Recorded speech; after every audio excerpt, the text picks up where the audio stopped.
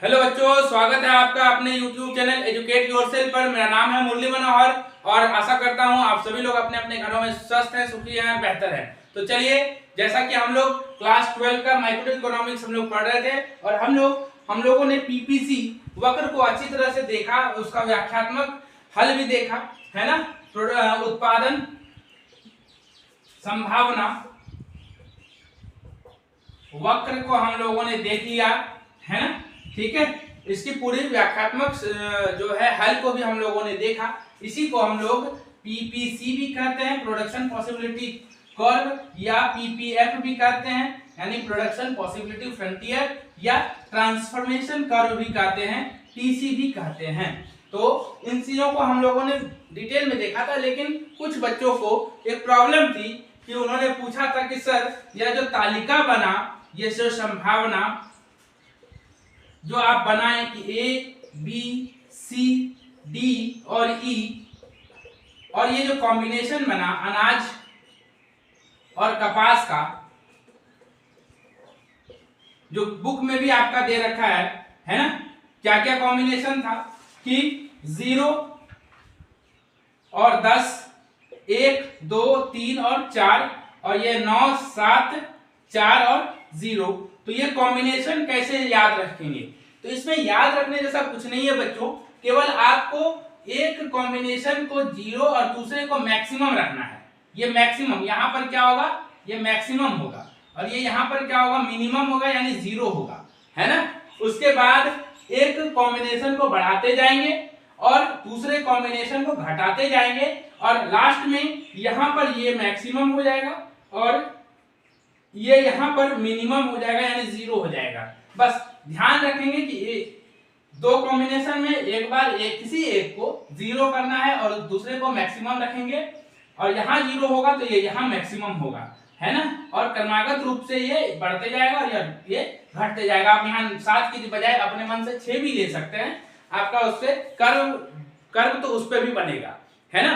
तो इसलिए इस तालिका को याद करने का झंझट नहीं लेना है, बस आपको ये चीज समझ लेना है, ठीक है। तो चलिए आगे हम लोग देखते हैं। उस चीज को हम लोगों ने पूरे विस्तार से समझ लिया था, किस प्रकार से ग्राफ बनता है, क्या उसकी विशेषताएं हैं, ठीक है। उसमें 2 विशेषताओं को हम लोगों ने देखा था। आज उन 2 विशेषताओं को थोड़ा अलग से देखेंगे, जिसको हम लोग कहते हैं शिफ्टिंग इन पीपीसी। क्या कहते हैं? शिफ्टिंग इन पीपीसी, यानी पीपीसी में खिसकाव, है ना। यानी इंग्लिश में कहेंगे शिफ्टिंग इन पीपीसी, है ना। एक तरफ या बाईं की तरफ खिसकेगा एक कंडीशन में, और दूसरे कंडीशन में दाईं तरफ खिसकेगा। तो अगर हम बात करें तो पीपीसी का दाईं ओर खिसकाव, है ना, पीपीसी का दाईं ओर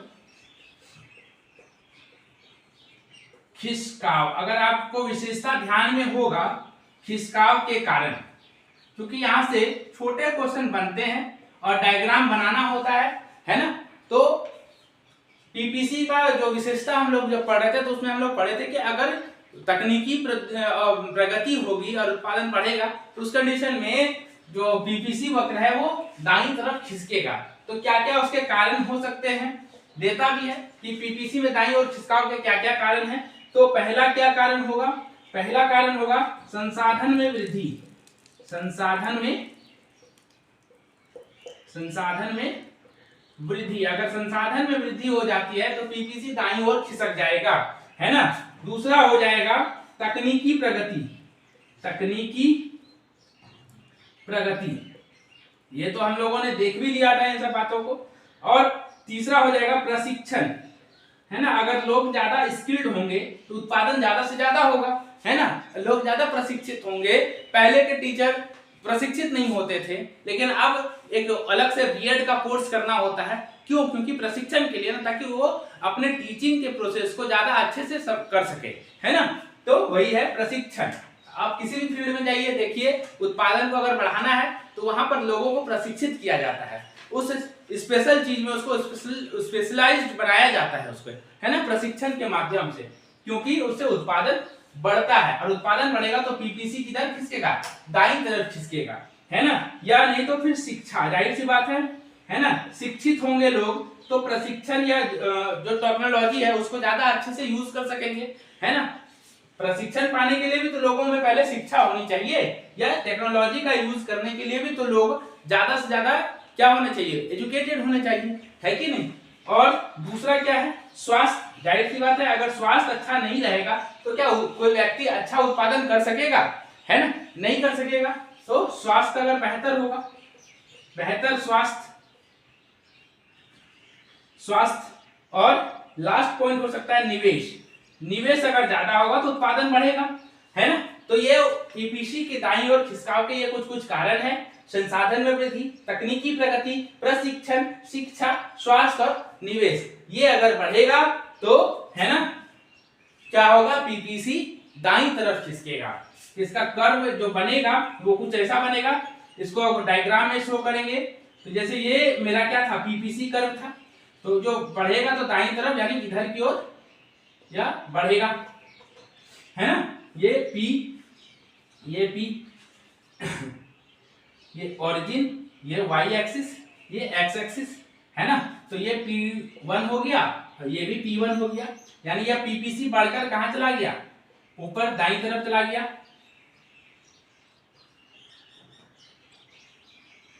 है ना। तो ये क्या हो गया, पीपीसी में वृद्धि। ये क्या बतला रहा है, पीपीसी में वृद्धि को बतला रहा है। जब भी पीपीसी दाईं तरफ खिसकेगा मतलब पीपीसी में वृद्धि हो रही है। और उसके क्या क्या कारण हो सकते हैं, संसाधन में वृद्धि, तकनीकी प्रगति, प्रशिक्षण, शिक्षा में वृद्धि, स्वास्थ्य में वृद्धि और निवेश में वृद्धि। ठीक है, इनको आप उतारिए या स्क्रीनशॉट ले लीजिए। मैं बार बार कह रहा हूं, जब भी आप यह क्लास करने बैठे तो अपने साथ कॉपी कलम लेकर बैठें, ताकि साथ ही साथ आपका नोट्स भी बनता चला जाए। आगे हम लोग देखेंगे पीपीसी में बाईं ओर खिसकाव के कारण। ये दाईं ओर तो हम लोगों ने देख लिया, बाईं ओर खिसकाव के कारण, बाईं ओर खिसकाव के कारण क्या क्या कारण रहे हैं तो हम लोग उसको भी देख लेते हैं थोड़ा सा।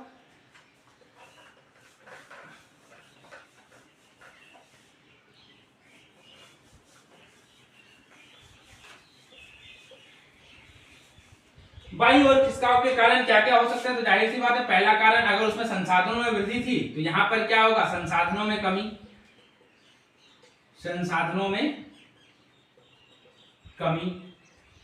दूसरा कारण वहां तकनीकी प्रगति था तो यहां तकनीकी क्या होगा, अवनति, अवनति। तीसरा कारण हम दे सकते हैं कि प्राकृतिक आपदा, अगर प्राकृतिक आपदा आता है ना, नेचुरल क्लाइमेटी आती है तो क्या होता है, उत्पादन पर नकारात्मक प्रभाव पड़ेगा। उत्पादन पे अगर नकारात्मक प्रभाव पड़ेगा तो पीपीसी घट जाएगा, और पीपीसी जब घटेगा तो यह बाईं ओर खिसकेगा, है ना। ठीक है, और अगर युद्ध जैसी स्थिति हो जाए, है ना, अगर देश हमारा युद्ध में लगा है तो उस समय भी जो ज्यादातर खर्चे वो उत्पादन के कामों में नहीं लगते हैं बल्कि रक्षा चीजों में खरीदने में लगते हैं, तो उस कंडीशन में भी उत्पादन क्या होता है, घट जाता है, और उत्पादन घटेगा तो पीपीसी बाईं ओर खिसकेगा। इसका भी डायग्राम बना लेते हैं। ये y एक्सिस, ये x एक्सिस, ये ओरिजिन, यहां पर गुड्स A कर देते हैं, गुड्स A, यहां पर गुड्स B, है ना। ठीक है, गुड मेरा एडजेक्टिव है, लेकिन अगर इसी में s लग जाए तो यह नाउन बन जाता है ना। और इसको हम लोग क्या कहते हैं, सामान। ठीक है, गुड मतलब अच्छा, लेकिन गुड्स मतलब सामान। अगर ये मेरा पीपीसी कर्व है तो घट करके बाईं ओर घटेगा तो ये क्या होगा, ये इधर की ओर बाईं ओर घटेगा। तो पहले ये P था तो अब ये P1 हो जाएगा, पहले ये P था तो अब यहाँ P1 हो जाएगा। और ये क्या है, पीपीसी में कमी, पीपीसी में कमी है ना, बाईं ओर ऐसे घिसक जाएगा। ठीक है, इसको आप लोग बना ले। ठीक है, 10 सेकंड का मैं समय दे रहा हूं। और इस प्रकार से पीपीसी से रिलेटेड हर क्वेश्चन का जो है हम लोगों ने कर लिया। अब इसमें पीपीसी से रिलेटेड किसी भी प्रकार के क्वेश्चन में आपको कभी कोई दिक्कत नहीं होगा, एग्जाम में इससे बाहर कभी भी नहीं आता है। ठीक है, आप इसे उतार लें। अब हम लोग अगले टॉपिक की तरफ जाएंगे जो उसी में है अवसर लागत। क्या है? तो अवसर लागत। मैं इसे मिटा रहा हूं, आशा करता हूं कि आप लोग इसको लिख लिए होंगे। अवसर लागत क्या होता है? तो नाम से ही पता है ना। अवसर लागत को अगर याद रखना है तो इकोनॉमिक्स में एक मुहावरा चलता है, opportunity cost is opportunity lost, है ना। Opportunity cost is opportunity lost. तो अवसर लागत की परिभाषा यहीं से निकल कर आती है ना। क्या है? दूसरा जो टॉपिक है अवसर लागत। अवसर लागत यानी opportunity cost, opportunity TUNITY, opportunity cost, ये सी है, ठीक है। तो अपॉर्चुनिटी कॉस्ट, अगर हम इसको क्या बोले, इकोनॉमिक्स में एक मुहावरा चलता है कि opportunity cost is cost is opportunity lost. Spelling अगर कहीं गलती हो तो माफ कर दीजिएगा, हालांकि मेरी कोशिश रहती है कि स्पेलिंग सही ही लिखूं। Opportunity cost is the opportunity lost, है ना। इसका मतलब समझिए, अगर आपको समझना बहुत साधारण शब्दों में पहले हम लोग समझेंगे। अभी आप लोग युवा हैं, इस उम्र में अक्सर प्रेम मोहब्बत होता है। अगर आप लड़कियां तो खैर ये प्रॉब्लम फेस नहीं करती, क्योंकि उनके पास तो एक नहीं हजारों लड़के सामने रहते हैं, तो उनके पास हमेशा अपॉर्चुनिटी रहता है, इसलिए अपॉर्चुनिटी लॉस्ट उनको जल्दी नहीं होता है। लड़के अगर मान लीजिए अगर जाते हैं किसी लड़की को प्रपोज करने, तो साथ में उसकी दोस्त भी उसको पसंद कर लेती है, लेकिन वो उस दोस्त को फिर बोलता है कि नहीं भाई टाटा बाय बाय, है ना, हम तो इसी से प्यार करते हैं, हम तो इसी के साथ रहेंगे, है ना। तो इसका मतलब उसके एक अपॉर्चुनिटी मिला जो उसने खो दिया, जो उसने खो दिया। इसी को कहते हैं अपॉर्चुनिटी कॉस्ट, अपॉर्चुनिटी लॉस्ट, है ना। जो अपॉर्चुनिटी खो देने के बदले जो कीमत मिलता है उसी को हम कहते हैं अपॉर्चुनिटी कॉस्ट, अवसर लागत, है ना। तो चलिए शुरू करते हैं आज का हम अपना ये परिभाषा, इसको हम पहले शब्दों में लिख देते हैं। तो आशा करते हैं आप लोग समझ गए होंगे कि अपॉर्चुनिटी कॉस्ट क्या होता है ना। तो जैसे इसका अगर परिभाषा लिखने की बात आए तो opportunity cost is opportunity lost, है ना। अर्थात एक वस्तु की कुछ अधिक मात्रा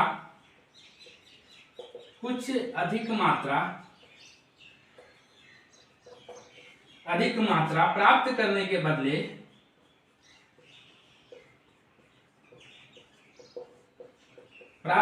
के बदले दूसरी वस्तु की कुछ मात्रा को छोड़ना पड़ता है, इसे वस्तु की एक अतिरिक्त इकाई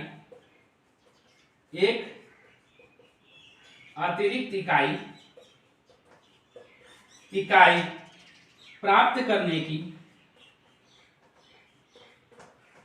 की अवसर लागत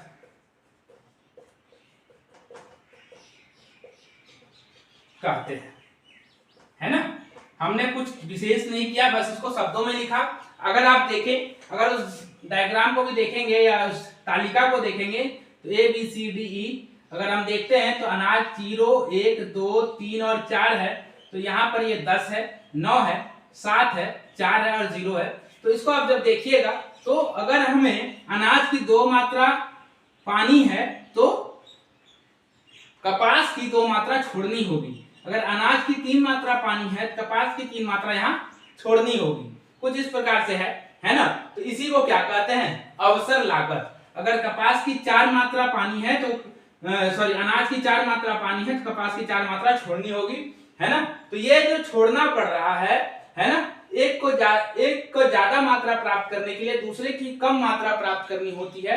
तो यह जो शर्त है, यह शर्त ही जो है क्या कहलाता है, अवसर लागत। इसको और अच्छे से समझने के लिए हम एक और एग्जांपल ले सकते हैं कि मान लीजिए अगर आपकी है ना, आपके पास 3 प्रकार का जॉब हो। एक कोई प्राइवेट स्कूल में आप नौकरी करें जहां आपको पेमेंट मिले 20,000 रुपया, है ना। एक कोई सरकारी स्कूल में जॉब करें जहां आपको पेमेंट मिले 50,000 रुपया, और एक कोई दूसरा है ना, आप पढ़ लिख करके आईएएस बन जाए, वहां आपको पेमेंट मिले 1 लाख रुपया, है ना। तो अगर आप जब आईएएस बनेंगे तो आपने ये टीचिंग की जॉब को छोड़ दिया। आपके लिए सबसे बेहतर अपॉर्चुनिटी फिर यहाँ पर क्या था, टीचिंग की जॉब को आपने छोड़ दिया, है ना। जब टीचिंग की जॉब को छोड़ दिया तो आपका अपॉर्चुनिटी कॉस्ट जो है वो क्या हो गया, 50,000 रुपया हो गया, है ना। आपने इसको छोड़कर इसको चुना, ठीक है। ठीक है, आशा करता हूं आपको इन एग्जांपल्स के माध्यम से अपॉर्चुनिटी कॉस्ट समझ में आ गया होगा। अब थोड़ा अपॉर्चुनिटी कॉस्ट की महत्ता को लिख लेते हैं, है ना। अच्छा, अपॉर्चुनिटी कॉस्ट को हम लोग एक और नाम से जानते हैं जिसको हम आर्थिक लागत कहते हैं। क्या कहते हैं, आर्थिक लागत, है ना। अपॉर्चुनिटी कॉस्ट को हम लोग किस नाम से जानते हैं, आर्थिक लागत के नाम से जानते हैं।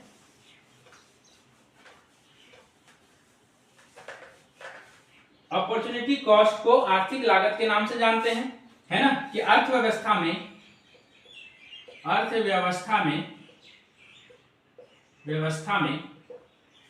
इसके महत्व के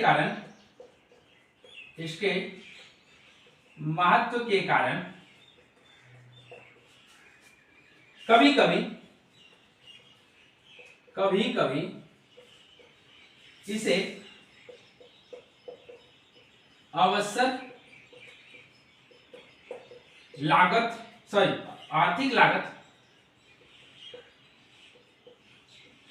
आर्थिक लागत भी कहा जाता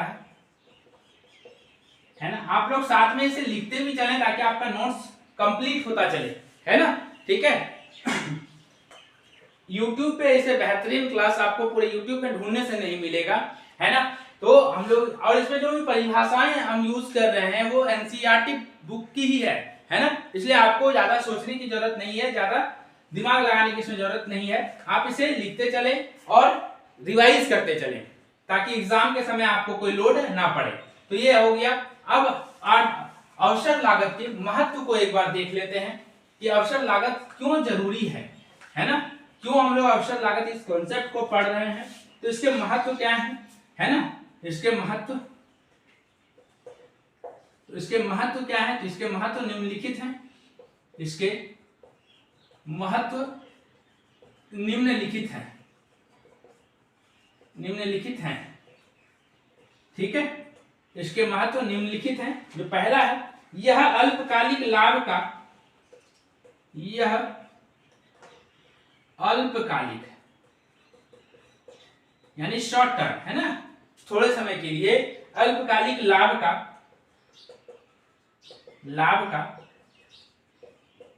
त्याग करने जैसे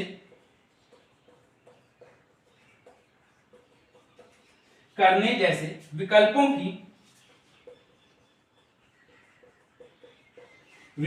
की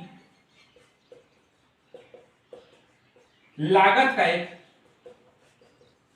एक उपाय है। क्या है, उपाय है ना।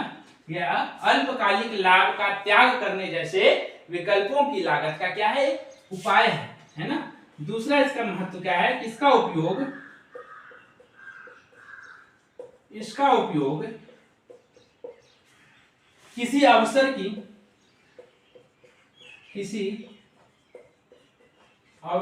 की क्षमता का विश्लेषण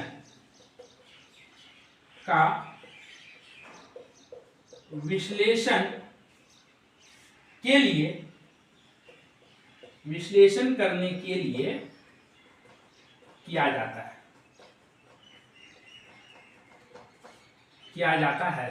है ना। मैंने काफी कुछ एनसीईआरटी से भी उठाया है और काफी कुछ इसमें मैंने अपना इनपुट भी दिया है ताकि ये चीज, ये पूरी बात आपको स्पष्ट रूप से क्लियर हो जाए, है ना। ठीक है, आप इसे तब तक या तो लिख ले पॉज करके या इसे इसका स्क्रीनशॉट ले लें। मैं 10 सेकंड का समय दे रहा हूं, फिर इसे मैं मिटा लूंगा।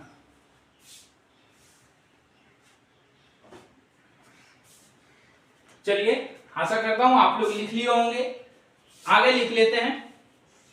दो और महत्व हैं इसके छोटे छोटे, है ना। इसके बाद मेरा पीपीसी वक्र और अवसर लागत, ये तो इंपॉर्टेंट टॉपिक इसका खत्म हो जाएगा। फिर हम लोग धीरे धीरे केंद्रीय अर्थव्यवस्था के प्रकार को देखेंगे, समष्टि और व्यष्टि का अंतर को देखेंगे और आदर्शात्मक यानी नॉर्मेटिव और पॉजिटिव अर्थव्यवस्था को भी देखेंगे, है ना। तो देखते हैं, सॉरी, अर्थशास्त्र को देखेंगे। तो देखते हैं इसका तीसरा पॉइंट क्या है। इसका तीसरा पॉइंट है यह बेहतर निर्णय लेने में, यह बेहतर, है ना, निर्णय लेने में हमारी मदद करता है या मदद करता है ना। क्योंकि इससे यह बेहतर निर्णय लेने में मदद करता है। क्यों? क्योंकि यह विकल्प प्रोवाइड करता है कि भाई ये सही है या ये सही है ना। कि कॉम्बिनेशन में हम 0 10 को चुने या 1 9 को चुने या 2 7 को चुने या 3 4 को चुने या 0 4 0 को चुने, तो यह कॉम्बिनेशन प्रोवाइड करा रहा है। इसमें जो बेहतर होगा उसी को हम चुनेंगे, यानी यह निर्णय लेने में क्या करता है, हमारी मदद करता है ना। ठीक है। और लास्ट इसकी विशेषता है, यह अवसर की लागत, यह अवसर की लागत और लाभों का आकलन,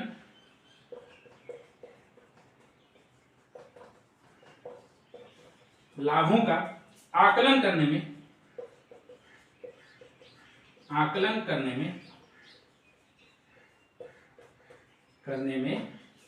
मदद करता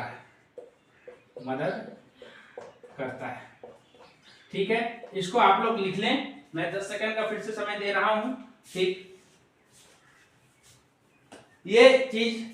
अब अवसर लागत और पीपीसी वक्र, है ना। पीपीसी क्या होता है, किस प्रकार से उसका पीपीसी कर्व निकाला जाता है, किस प्रकार से उसका क्या महत्व है, इसकी क्या विशेषताएं हैं, उन सभी चीजों को हम लोगों ने देख लिया, व्याख्यात्मक रूप से देख लिया। अवसर लागत क्या होता है उसको आसान भाषा में भी हम लोग समझ गए, है ना। ठीक है, गर्लफ्रेंड वाला एग्जांपल जरूर याद रखिएगा। उसके बाद ठीक है, और तनाव लेके कभी पढ़िएगा नहीं, तनाव लेके कभी भी नहीं पढ़िएगा। चीजों को जितना हो सके, क्योंकि इकोनॉमिक्स हमारे डेली लाइफ से कनेक्ट होता है, जितना हो सके डेली लाइफ से कनेक्ट करके पढ़िए, है ना। और बेहतर निर्णय लेने में यह मदद करता है। अवसर लागत के महत्व को भी हम लोगों ने देख लिया। तो ये दोनों टॉपिक एनसीईआरटी और मैंने अपना इनपुट डालकर इसे आपको बेहतर तरीके से प्रोवाइड कराने की कोशिश की है। आशा करता हूं आज का यह वीडियो आपके लिए हेल्पफुल रहा होगा। ऐसे ही वीडियोस को देखने के लिए हमारे इस चैनल को सब्सक्राइब जरूर कर ले। इस वीडियो को अपने दोस्तों को जरूर से जरूर भेजें, है ना, क्योंकि ज्ञान बांटने से ही बढ़ता है ना। और हमारे इस वीडियो को लाइक जरूर करें, शेयर करें, अपने विचारों को कमेंट बॉक्स में कमेंट जरूर करें। ठीक है, तब तक के लिए धन्यवाद।